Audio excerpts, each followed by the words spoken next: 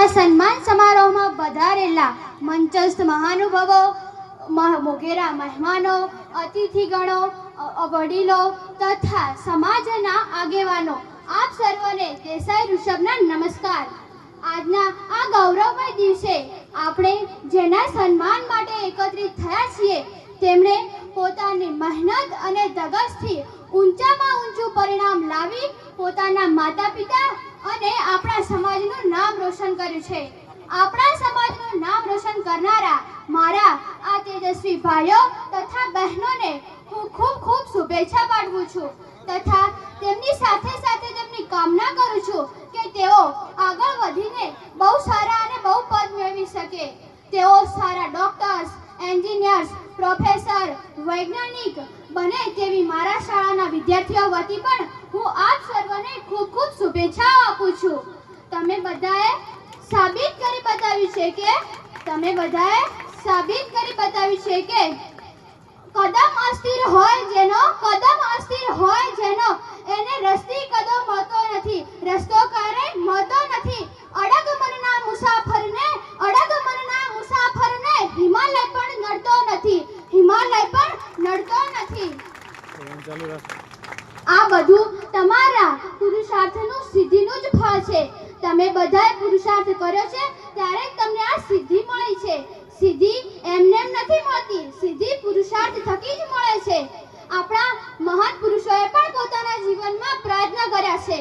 કોઈકે સાચું કહ્યું છે, કંઈક વાવો અને સિંચો એનો તો આદર છે, નહીતર ખેતર જેવા ખેતર પણ પાદર છે. આપણે આપણા જીવનમાં જો કંઈ મેળવવું હોય તો સંઘર્ષ તો કરવો જ પડશે. સંઘર્ષથી જ આપણને સિદ્ધિ મળશે. આપણે જાણીએ છીએ ગરીબ માછીમારના પુત્ર ડોક્ટર અબ્દુલ કલામ કે જેમણે ખૂબ મહેનત કરી ભારતના રાષ્ટ્રપતિ, મહાન વૈજ્ઞાનિક અને ભારત રત્ન બની શક્યા છે. ત્યારે ખૂબ મહેનત કરી ધ્યેય નિષ્ઠા રાખી નાનકડી ચાની દુકાન ચલાવનાર પિતાના પુત્ર એવા નરેન્દ્રભાઈ મોદી, તેઓ આજે આપણા ભારત દેશના વડાપ્રધાન છે. તે પણ તેમની આજે સફળતાનું બિરુદ છે. અરે આપણા જિલ્લાની જ વાત કરીએ ને, આપણા જિલ્લાના કારોદર ગામના રહેવાસી, ગરીબ પરિવારમાં જન્મનાર, લાઇટ ફિટિંગનું કામ કરનાર એવા પિતાના પુત્ર સફીન હુસેન નામના વ્યક્તિએ પોતાના જીવનમાં અનેક મુશ્કેલીઓ વેઠવી, અનેક સંઘર્ષો સહન કર્યા. પોતાનો બુલંદ હોસલા સાથે તેઓ આઈપીએસની અધિકારીની નિમણૂક થયા છે. આ બધા લોકોએ સાકાર કરી બતાવ્યું છે. કોણ કહે છે નસીબ વિના કામ આડા પડે? કોણે કહ્યું કે નસીબ વિના કામ આડા પડે? પ્રયત્ન થકી તો ધોધ નીચેના પથ્થરમાં પણ ખાડા પડે. આપ સૌ જાણો છો કે આપણી રબારી સમાજની દીકરીઓને રહેવા માટે ક્યાંય સારી દિશા આજુબાજુ હોસ્ટેલ નહોતી, પણ આજે આપણા સમાજમાં આ મહાન એવા દાનવીરોના કારણે ડીસા શહેરમાં આધુનિક રબારી ગોપાલિક કન્યા છાત્રાલયનું નિર્માણ થયું છે. તે અમારા માટે એક સોનાનો સૂરજ ઉગ્યો છે. આપણું બધાનું જૂના દાયકાઓનું સપનું આજે સાકાર થયું છે.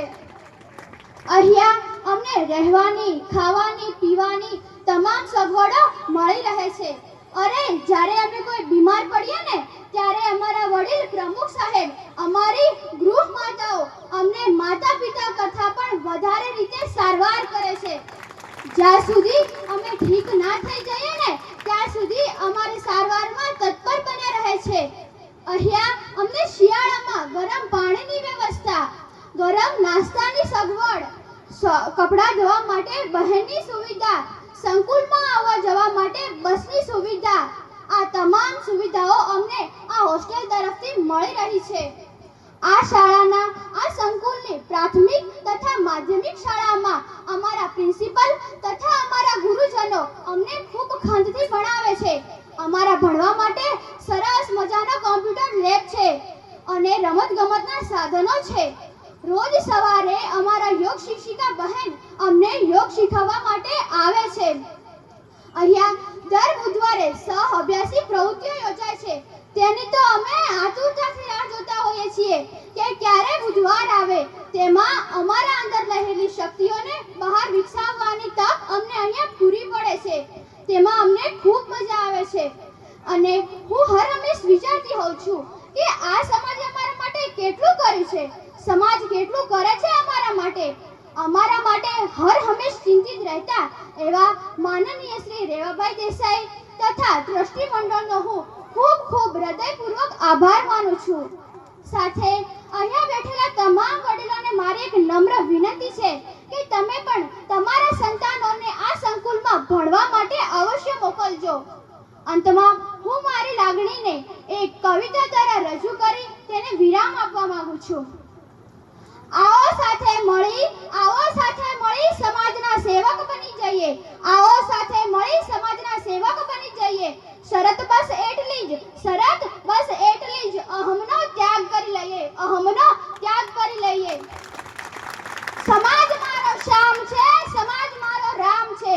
સમાજ મારો શ્યામ છે, સમાજ મારો રામ છે. બસ એ જ ભાવના મનમાં ભરી લઈએ. ભૂલી બધા વિવાદોને એક બની જઈએ. બસ એક બની જઈએ. એકતાના તાંતણે ગૂંથાઈ સબળ બની જઈએ. તું નાનો હું મોટો એ ભેદ ભૂલી જઈએ. સરસ્વતી